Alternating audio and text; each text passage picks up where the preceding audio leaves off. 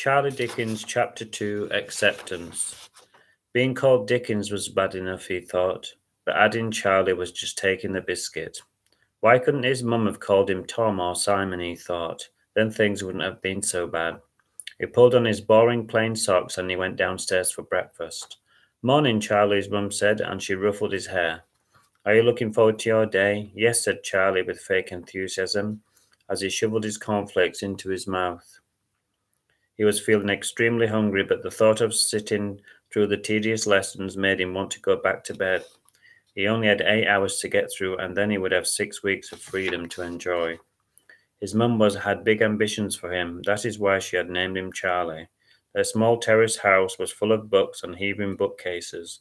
They were all the classics, from Charles Dickens to Zola, whom he could never pronounce properly. Charlie preferred his comics and watching TV. He found it difficult to concentrate on books and all of the long words. He had so many things buzzing around in his head like hyperactive bees.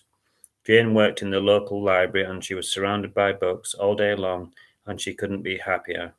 I hope you have done your homework, Charlie, she said, as she scanned the never ending books on the shelves. And then she picked one out and slipped it into her handbag. This looks interesting, she said, glancing at Charlie.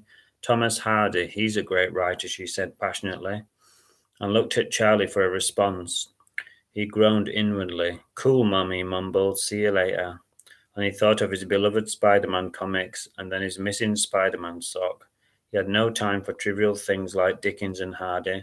They had no fun in them, he thought.